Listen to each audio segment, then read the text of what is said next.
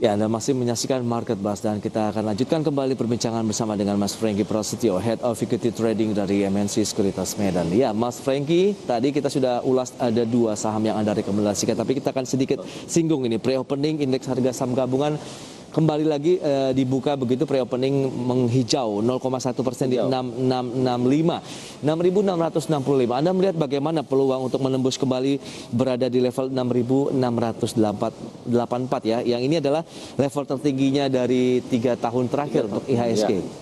Ya, seharusnya masih punya potensi, cuman untuk apakah terjadinya hari ini atau minggu ini, of course we can never know. Tapi potensi itu ada seperti itu. Ya.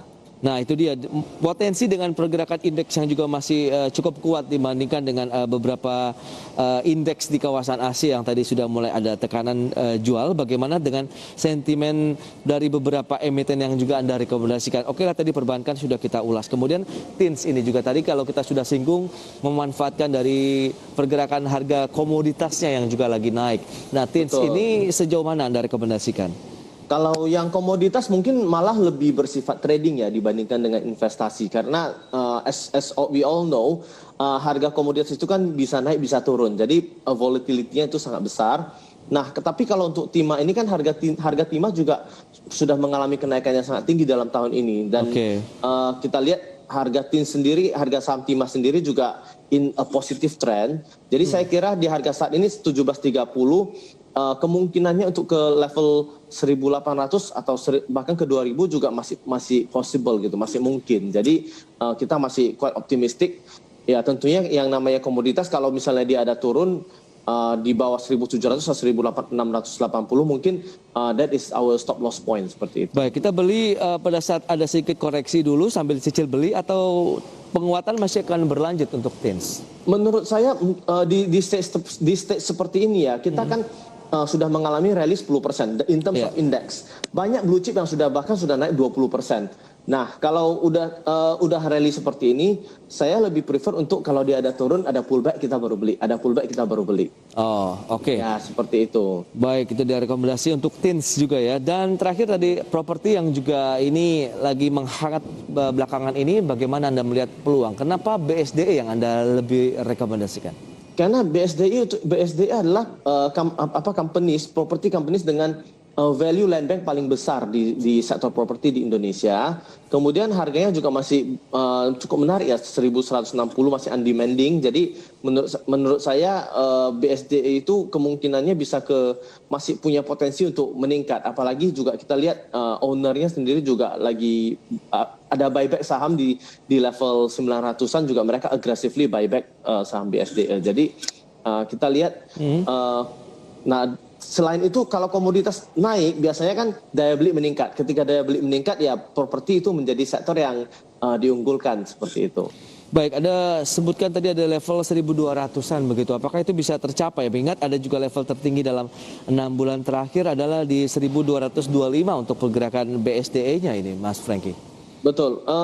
Saya kira masih ada kesempatan ke sana. Jadi kita masih quite optimistik ya untuk sektor properti. Jadi ya seharusnya masih bisa. Oke, dan kita sampaikan untuk pembukaan market hari ini, indeks harga saham gabungan pemirsa pukul 9 waktu Indonesia Barat mengalami penguatan sekitar 0,23% di level 6.672,220. Dan ini menarik juga nih, 6676 juga tadi sempat tersentuh. Bagaimana Anda melihat 6684-nya? Apakah bisa tercapai atau mulai terkena aksi profit taking? Kita semua masih berharap untuk tercapai ya. Harusnya tinggal 10-an poin harusnya bisa lah ya. Ini kalau kita bisa ke 6693 itu udah level tertinggi 5 tahun ya. Betul. Ya, jadi kita masih berharap tercapai. Ayo bisa. Tapi kalau kita lihat nih, ada yang sudah mulai cicil jual nampaknya dari investor asing begitu. Apakah ini karena baru buka, belum terbentuk dengan cukup mature begitu dari pergerakan harganya? Anda melihat ini hanya sementara saja, kemudian nanti ada peluang lagi investor asing masih masuk ke pasar modal kita? Harusnya ini ya, maksudnya kalau ketika setiap kali indeks mengalami kenaikan, terjadi profit taking is a very normal thing. Jadi itu adalah hal yang sangat normal sekali. Dan kalau kita lihat secara data, secara year to date, asing sudah masuk sekitaran hampir 30 triliun. Oke. Jadi kita masih boleh dikatakan masih optimis kalau indeks itu sebenarnya arahnya itu masih ke utara seperti itu. Oke, baik, kita update lagi untuk beberapa indeks di dalamnya begitu ya Mas Franky dan pemirsa. Kita sampaikan untuk indeks tadi sudah ada kenaikan, kemudian Jakarta Islamic Index juga mengalami penguatan sekitar 0,32%. LQ45 naik 0,31%. Dan kalau kita lihat dengan pergerakan indeks hari ini yang mengalami penguatan, kemudian saham-saham yang masuk dalam deretan top gainers kan ini juga lagi-lagi yang masuk ini second liner, third liner. Nah, bagaimana Anda melihat rotasi yang kembali lagi terjadi begitu? Kemarin kan beberapa waktu lalu yang justru ditradingkan big caps-nya nih. Sekarang big cap. Kembali lagi nih second dan third liner. Ya, jadi sebenarnya kalau di market itu biasanya ya, ketika setelah blue chipnya main itu akan goes to second liner, setelah itu baru goes to third liner. Oke. Cuman tahun ini kan sebenarnya malah third linernya duluan. Third liner karena ada sentimen-sentimen digital, new economy, kemudian baru ke second ini ya, maksudnya jadi agak diverted untuk yang tahun ini, tapi ini mulai normal kembali. Jadi blue chip dulu, nanti second liner, third liner, kemudian blue chip kembali. So ya seperti itu. Jadi, yes, kemarin itu juga cukup mengejutkan begitu. Ternyata market justru mentradingkan saham-saham big caps gitu yang biasanya di keep untuk jangka menengah panjang, kemudian akhirnya menjadi yang kita tradingkan harian begitu Mas Franky. Iya, betul. Nah, kalau melihat ke depan bagaimana? Apakah memang akhirnya sudah ada peralihan lagi, kemudian mereka masuk big caps untuk jangka menengah panjang?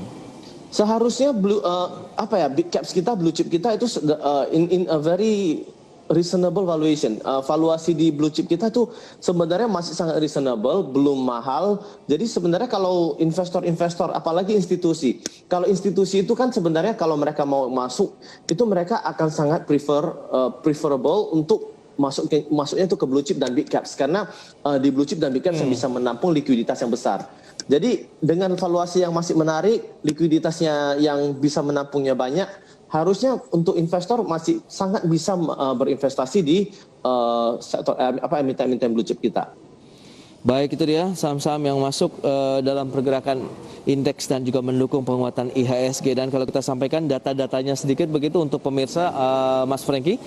Ya. Selengkapnya bisa Anda saksikan pemirsa, ada Bank BRI, BBNI, Era Jaya, kemudian MDKA yang masuk dalam deretan top gainer hari ini.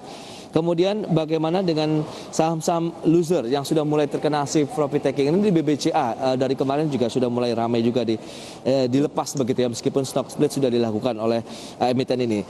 Melemah 1%, kemudian Telkom turun 0,26%, TOWR melemah 0,42% dan Adaro minus 0,8%.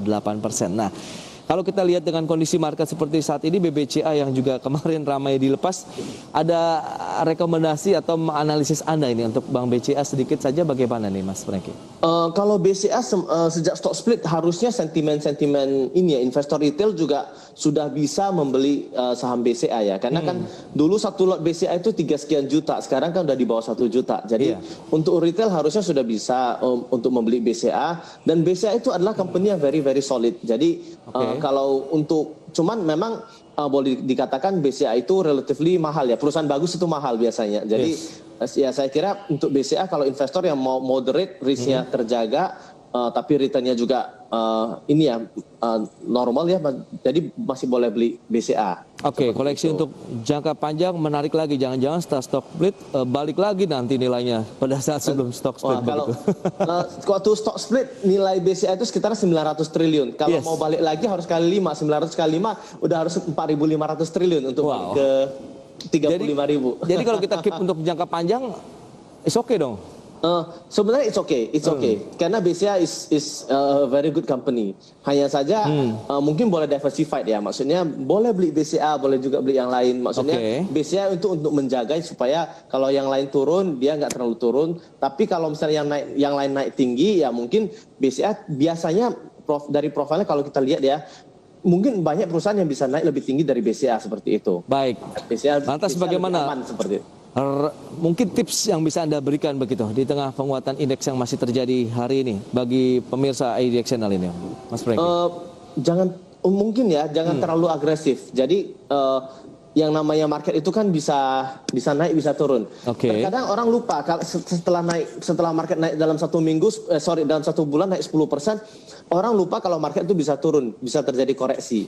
jadi maksudnya mungkin kalau misalnya ada dana jangan buru-buru untuk dimasukkan dulu. Boleh tunggu dulu sampai terjadi koreksi buy on weakness karena in a general term IHSG itu sangat menarik. Tapi kalau kita beli di harga yang kemahalan, ya nanti ketika dia jadi murah kita jadi tidak punya kesempatan untuk membelikan. Jadi, baik, itu dia tipsnya ya. Cash, ya beli nanti di saat kalau ada koreksi beli. Baik, itu dia, pada saat koreksi beli, jangan terlalu terlena begitu dengan penguatan yang terjadi karena memang justru pergerakan indeks ini sebenarnya dalam beberapa tahun terakhir terutama di masa pandemi ini fluktuasinya cukup kencang begitu ya Mas Franky. Betul. Itu dia Mas Franky, terima kasih banyak Mas atas waktu yang disempatkan pagi hari ini, kemudian rekomendasi serta tips yang diberikan untuk pemirsa IDX Channel. Selamat melanjutkan aktivitas Anda kembali dan stay healthy Mas Franky. Thank you Pak Pras. Ya. Baik pemirsa, demikian perbincangan kami bersama dengan Franky Prasetyo. Jangan beranjak dari tempat Anda, karena rekan kami Fajar Wayong dan Prisa Sambudatu juga akan kembali lagi dengan membawa sejumlah informasi menarik lainnya untuk Anda.